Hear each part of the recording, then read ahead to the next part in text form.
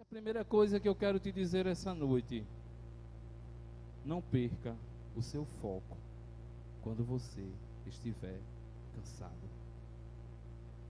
Não perca o seu foco.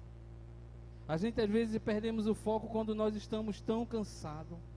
A gente às vezes perdemos o foco quando a gente está naquele momento que a gente diz assim: Senhor, não tenho mais força. Você já percebeu que é nos momentos que você está cansado que Satanás ele quer atingir você, quer fazer você parar? Chegam coisas que você não imagina no momento que estão cansados, que parece que se levanta contra a tua vida. Não é verdade? Não sei se já aconteceu com você. Quantas vezes você está passando por uma dificuldade? Quantas vezes você está ali passando por aquele momento de aflição, aquele momento que é só você e Deus, que você diz: Deus, não vai ter fim, e daqui a pouco parece que está tudo piorando, parece que o mundo vai cair em cima de você. Mas não perca o seu foco quando tudo estiver indo contrário. Deus tem algo grande para fazer na sua vida. Deixa esse abençoado abrir aqui. Deus tem algo grande para fazer na sua vida. Eu queria que as meninas colocassem aqui em Mateus 6:30. Mateus 6:30. Baixa a tua cabeça. Senhor, obrigado, Senhor. Pai, obrigado por esse momento, Senhor, que o Senhor quer falar aos nossos corações, Pai. Espírito Santo de Deus, aqui está a tua igreja, aqui está o teu povo, Pai. Pai, que essa noite nós venhamos entender, Pai, o quanto o Senhor é um Deus fiel, o quanto o Senhor é um Deus que fala aos corações. Pai, que a tua palavra seja rema, Pai, que nós venhamos sair daqui dessa noite, Pai, regozijado, Pai, e sabendo, Pai, que o Senhor é Deus, Pai. Pai, que ainda, Pai, faz milagre, Pai, nesta geração. Acreditamos que o Senhor não mudou, Pai. Acreditamos, Pai, que o Senhor, Pai, permanece, Pai, ainda, Pai, sendo, Pai, o mesmo Deus, Senhor. Fala conosco, Pai, essa noite, Pai. Não deixa, Pai, que essa noite nós venhamos sair daqui com o nosso coração triste, com o nosso coração angustiado, com os nossos pensamentos, Pai, por muitas das vezes querendo até parar ou até desistir das nossas vidas, Senhor. Mas que nós venhamos confiar em Ti, que nós venhamos confiar, Pai, na Tua verdade, Pai, pois é ela que nos fortalece a cada dia, Pai. É isso que eu te peço, Pai. Desde já eu te agradeço em nome de Jesus. Amém? Estava conversando... Seu Isaldo? Amém? Seu Isaldo está ali. Estava conversando até com o seu Isaldo hoje. Seu Isaldo disse que Beth está melhor, está caminhando, gradativamente está melhor. Ontem a América conseguiu colocar o dedo aqui, não sei se foi ontem, qual foi o dia, não lembro. E ela conseguiu até falar, não foi, seu Isaldo? Amém. Deus está fazendo um milagre aos poucos. O médico chegou e disse assim para seu Isaldo: em 1000, um escapa. E ela foi o milagre de Deus. Em 100.000, um escapa no caso que ela teve. E ela foi o milagre de Deus. Mas sabe o que isso me alegra? É porque eu vejo Deus ainda nessa geração fazendo milagres. Sabe o que isso me alegra? É que o Deus que a gente serve, Ele não mudou. Meu irmão, quando você vê um milagre desse, que a medicina olha e diz assim: olha, em 100.000, sabe a quantidade de 100.000, meu irmão? Só escapa um, e ela estava no meio desse um. É porque o Deus que a gente serve, meu irmão, Ele ainda faz milagre. E você pode chegar aqui essa noite dizendo: pastor, eu estou precisando de um milagre de Deus na minha vida, para tal caso, para tal ocasião. Acredite, meu irmão, que Ele vai fazer. A gente muitas das vezes, é como a pastora falou, parece que a gente não tem acreditado no Deus que fez algo no passado e Ele vai continuar fazendo. Não tem medicina que vai dizer: olha, não tem mais jeito, olha, as circunstâncias estão tudo errado, e Deus lá de cima no controle de tudo, dizendo: está tudo no controle da minha mão, eu faço como eu quero, na hora que eu quero. Ninguém manda no agir do Senhor. É a gente que às vezes esquece que Deus é Deus de milagre. Não perca a fé no Senhor, sabe? Então eu quero trazer à tua memória que Jesus, um certo momento, reuniu os seus discípulos. Estende só. Às vezes o cansaço faz com que até a nossa fé seja paralisada. Às vezes o milagre está nas nossas mãos e a gente começamos a tirar o foco daquilo que é o milagre. O milagre está com você. E você por estar cansado, e você por estar desanimado, ou você por estar passando pelo momento de aflição, não entende que o milagre de Deus está com você. O milagre de Deus está com você. O milagre de Deus está com você. O milagre de Deus está com você. O milagre de Deus está com você. O milagre de Deus, ele está com você. É isso que eu quero que você entenda essa noite. Sabe, então Jesus pega os seus discípulos e começa a dividir os seus discípulos em dois. E diz para ele assim: olha, vocês vão agora pregar a palavra do Senhor. E sobre aqueles discípulos Deus colocou autoridade sobre você. Deus tem colocado autoridade. Sabe por quê? Porque eu e você, nós somos filhos. Sabe por quê? Eu e você, nós somos discípulos. Então, se nós pararmos para olhar, quando Deus, ele colocou autoridade para que quando ele colocasse a mão, pessoas fossem curadas. Quando ele colocasse a mão, pessoas fossem restauradas. Vê, meu irmão, o que é que você pode fazer? Você já imaginou você chegando perto de uma pessoa, ela dizendo: ei, ora por mim, eu estou passando aqui por uma dificuldade, isso aqui, olha, minha perna está quebrada, e você colocar a mão com a autoridade que Deus te dá, e tudo voltar para o lugar? É isso que Deus faz na nossa vida. É essa autoridade que Deus nos deu, é essa autoridade que Deus deu aos discípulos, dizendo para ele: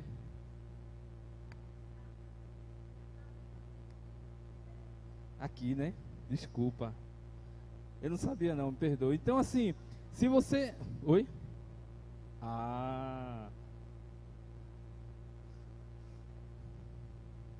Tá no Instagram e tá no... Me perdoe, não avisaram não. Mas essa palavra de Deus vai ser para o teu coração. Você tem algo, meu irmão, de sobrenatural. Nós acreditamos, nós estamos vivendo aqui, nesse momento, em um Deus que nunca mudou. Sabe, eu não sei você conhece a Bíblia? Eu não sei se você tem uma certa curiosidade de um dia, quando você chegar no céu, quando Jesus voltar, de perguntar a alguns dos discípulos, a Pedro, a Tiago, a João, a Noé, a Mateus, você tem essa curiosidade de perguntar alguma coisa para ele? Você tem essa curiosidade de chegar até Jesus, conversar com Jesus? Você tem essa curiosidade? Não sei se você tem, que tem pessoas que têm, dizer: olha, quando eu chegar lá, eu quero conversar com Abraão, quando eu chegar lá, eu quero conversar com Adão. Ninguém quer conversar com Adão, né? Por que ninguém quer conversar com Adão? Por que ninguém? Mas sabe, eu e você tem algo que eles não tiveram: a presença de Deus contínua nas nossas vidas. Eles não tiveram. Ele pode chegar e perguntar para mim e para você e dizer assim: olha, deixa eu te perguntar uma coisa, vê a diferença. Deixa eu falar uma coisa contigo, Letícia. Abraão chegar e dizer para ti: Letícia, deixa eu te perguntar uma coisa. Como é andar com a presença do Senhor todos os dias? Eles não tiveram isso que eu e você tem, esse prazer de estar andando todos os dias com essa presença. Você já imaginou? Você já imaginou andar com essa presença todos os dias? Sabe, então, Jesus manda os discípulos obedecem. Mas eu não quero só ficar nas minhas palavras. Aqui em Marcos 6, 30 até o 44, Jesus faz um milagre de alimentar uma multidão com 5 pães e 2 peixinhos. Meu irmão, 5 pães e 2 peixinhos para alimentar uma multidão. Mas Jesus não fez isso só. Os discípulos estavam com ele. Sabe, você tem, meu irmão, como eu falei para você, autoridade de fazer grande coisa na vida de pessoas, quando você entender que você é filho, quando você entender que você é discípulo do Senhor e Ele tem colocado sobre a sua vida autoridade. Mas Mateus 6, Marcos, me perdoe, pessoal, é porque aqui está outra versão, é Marcos, me perdoe, Marcos 6, do 30 ao 44, me perdoe, eu errei. Então diz assim: a primeira multiplicação de pães e peixes. O 30. Voltaram os apóstolos à presença de Jesus e lhes relataram tudo o que havia feito e ensinado. Falei para você antes que Deus já tinha enviado eles para pegar a palavra, tinha dado autoridade para eles expulsar demônio, fazer cura. E ele, o 31, e ele lhe disse: vinde, repousar um pouco. A parte no lugar deserto, porque eles não tinham tempo nem para comer. Isso é muito forte. Eles só tinham tempo, meu irmão, os apóstolos, os discípulos do Senhor, eles não tinham tempo nem para comer, só de pregar a palavra. E às vezes a gente olha assim, imagine eu e você. Eles não tinham tempo para comer, eles tinham acabado de chegar, Jesus já tinha enviado a eles. Obrigado. Jesus já tinha enviado a eles, entendeu? Então eles não tinham tempo nem para parar para comer, para se alimentar. Imagina você, só de pregar a palavra, só de dizer que Jesus é grande, só de dizer que Jesus cura, liberta e vai fazer algo novo. Vamos continuar na palavra aqui. Visto serem numerosos os que iam e vinham, muita gente. Então foram sós no barco para um lugar solitário. Muitos, porém, os viram partir e, reconhecendo-os, correram para lá, a pé de todas as cidades, e chegaram antes dele. Meu amigo, imagina você querendo descansar, já estava tudo preparado, e o povo queria saber milagre, o povo queria saber renovo, o povo foi correndo, eles nem conseguiram descansar, já tinham acabado de chegar da missão que Jesus tinha mandado. Ao desembarcar, viu Jesus uma grande multidão, e compadeceu-se deles, porque eram como ovelhas que não têm pastor, e passou a ensinar-lhes muitas coisas. Em declinando a tarde, vieram os discípulos a Jesus e lhe disseram: é deserto esse lugar, já é avançada a hora. Despede-os para que, passando pelos campos ao redor e pelas aldeias, comprem para si o que comer. Porém ele lhes respondeu: dá-lhes vós mesmo de comer? Disseram: iremos comprar 200 denários de pão para lhes dar de comer.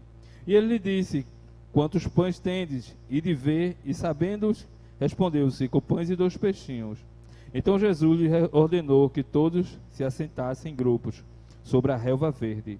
E o fizeram, partindo-se em grupos de 100, em 100, 50 e 50. Tomando ele os 5 pães e os 2 peixes, erguendo os olhos ao céu, os abençoou, e partindo os pães, deu-os aos discípulos, para que distribuísse por todos, repartiu todos os 2 peixes. Todos comeram e se fartaram, e ainda recolheram 12 cestos de pedaços de pão e de peixe. Os que comeram dos pães eram 5.000 homens. Primeiro tópico que eu quero que você entenda essa noite: a palavra do Senhor, ela tem que ser pregada em todo o tempo. A palavra do Senhor, ela tem que ser pregada a toda hora. É o costume. A palavra do Senhor, ela tem que ser pregada a toda hora. A palavra do Senhor, ela tem que ser pregada a todo o tempo. Por quê? Os discípulos chegaram cansados. Jesus disse: ei, vamos repousar. Eles não tinham tempo de se alimentar. E o povo, vendo que Jesus estava ali, o povo buscava cura, buscava milagre. E o povo estava ali, quando antes dos discípulos chegar, o povo já estava lá. Imagine, você querendo descansar. Não, vamos falar algo natural da nossa dia a dia. Você chega do trabalho, cansado, passa o dia todo trabalhando. Aí quando você vai descansar, chega a vizinha e bate na tua porta lá, tua amiga. Eu vim conversar contigo. Qual seria a tua atitude? Não, eu estou falando para a gente entender só a nossa vivência de hoje. Você chega cansada, passa o dia todo trabalhando, e quando você quer descansar, a vizinha chega e bate e diz: olha, eu vim aqui sentar para a gente bater um papo. Vê? Então, Jesus também, quando chegou ali com os discípulos, o povo já estava lá, mas sabe, Jesus, ele se compadeceu. Você vê o coração do nosso mestre, o coração de amor. Ele olhou para aquele povo e disse: sabe o que eu vou fazer? Eu vou pregar a palavra. E Jesus começou a ministrar a sua palavra. Porque ele não olhou as circunstâncias, ele não viu que ele poderia dizer: olha, vão embora, agora é hora que os discípulos eles vão descansar, olha, vão embora, os discípulos já estão muito cansados, eles já ministraram a palavra, eles já passaram agora por várias situações. Não, ele não olhou as circunstâncias. Então eu e você não deve olhar as circunstâncias, porque muitas das vezes um amigo nosso, um parente nosso está precisando de uma palavra e muitas das vezes nós não conseguimos dar. De dizer para ele: olha, Deus te ama. Quantas pessoas você já foi usado para dar uma palavra, e por muitas das vezes aquela pessoa olhou para você e disse: olha, obrigado, aquela palavra que você deu, ela mudou a minha vida. Aquela palavra que você deu, eu estava precisando. Aquela palavra que você deu, já estava a ponto, meu irmão, de tirar a minha vida. Mas através da tua vida, Deus começa a transformar a vida de pessoas. Não deixe de pregar a palavra, porque a gente pensa que uma palavra não é nada no céu. Olha, muitas das vezes a gente está até com nossos clientes, e às vezes você diz para o cliente está lá, querendo uma palavra, e você olha para ele e diz: olha, Deus te ama. Realmente Deus me ama. Eu estava pensando que não, existe um Deus que te ama, existe um Deus que cuida de você, mas ainda existe um Deus que quer mudar a tua vida, quer mudar a tua história. Existe um Deus que quer mudar a tua família. É isso que eu quero que você entenda. Não deixe de pregar, não deixe de abrir a sua boca para ministrar aquilo que Deus ele tem colocado. E às vezes Deus fala com você, e você, por muitas das vezes, não dá ouvido. Muitas das vezes você diz: será que Deus realmente está falando para eu falar com essa pessoa? Será que Deus realmente está falando comigo para eu dizer a essa pessoa que apenas Deus ama ela? Para eu dizer a essa pessoa que apenas Deus realmente vai fazer um milagre acontecer? Às vezes Deus fala até contigo, dizendo: olha, coloca a mão e ora pela vida dela. Coloca a mão e diz a ela que Deus é vida. Coloca a mão e diz a ela que Deus vai curar ela. Às vezes a pessoa só está precisando de uma palavra, de Deus olhar para você, da pessoa olhar para você e você dizer assim: ei, está passando por essa dificuldade? Existe um Deus, meu irmão, que Ele vai ser provedor. Está passando aí por essa enfermidade? Existe o Deus da cura, porque a tua palavra transforma. Muitas pessoas às vezes não querem dinheiro. Eu estou falando isso muito sério. Luciana, quando estava passando por um processo, eu não queria dinheiro, mas quando chegava uma pessoa que olhava e dizia: ei, Deus vai fazer a cura na tua vida, aquilo, meu irmão, me fortalecia. Aquilo me deixava, parece que com gás, que eu dizia: eita Deus, o Senhor está falando, o Senhor realmente vai fazer. É isso que eu quero que você entenda.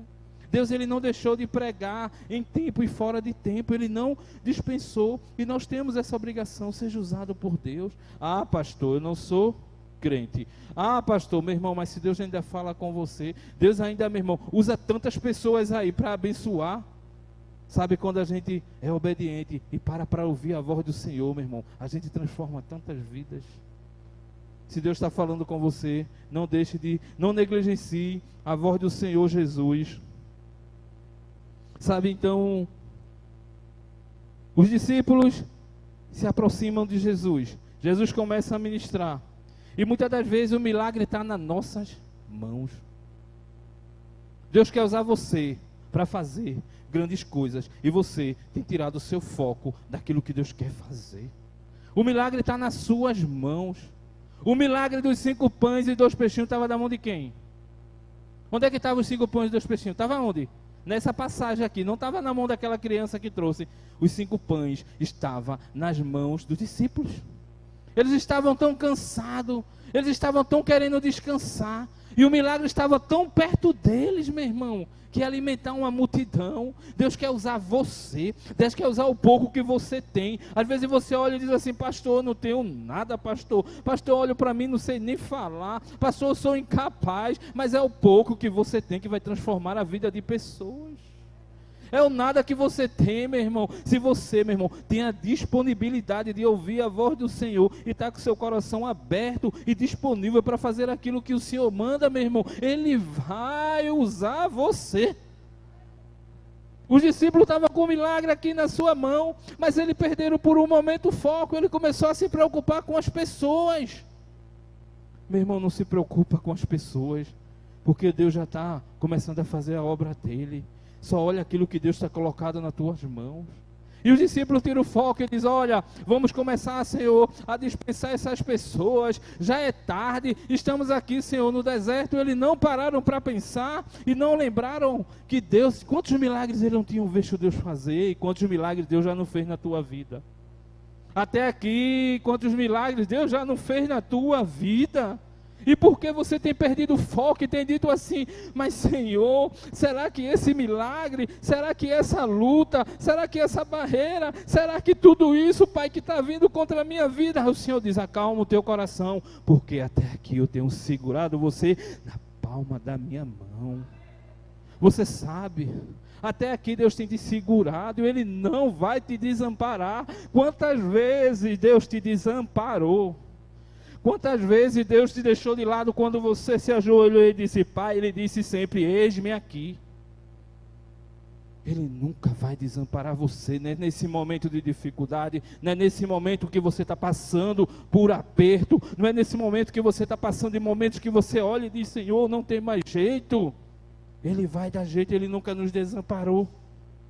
E os discípulos estavam ali mais preocupados com as pessoas do que com o milagre. E o milagre, meu irmão, às vezes está dentro da nossa mão aqui, olha.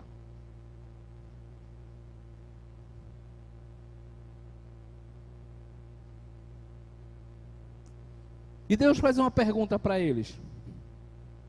E eles dizem, e aí, Senhor, como é que a gente vai alimentar esse povo todo? Eles estavam preocupados em comprar. Meu irmão, a oportunidade eles tiveram, né?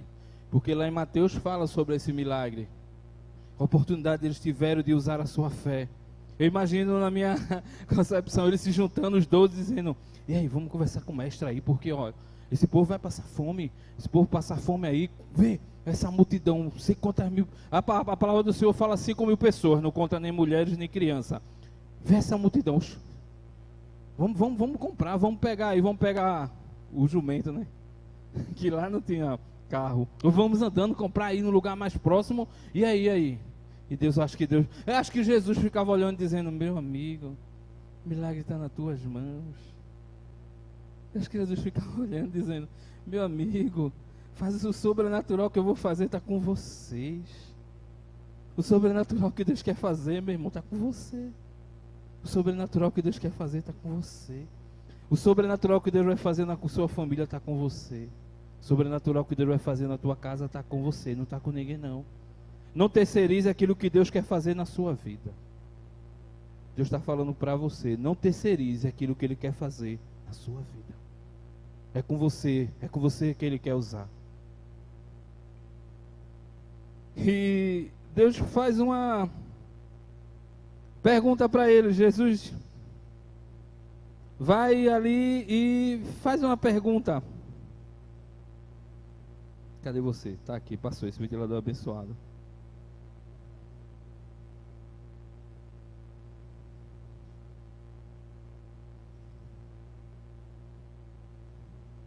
Porém ele lhe respondeu, dá-lhe vós mesmo, o 37. Porém Jesus respondeu, depois, dá você mesmo de comer? Acho que eles ficaram, eu?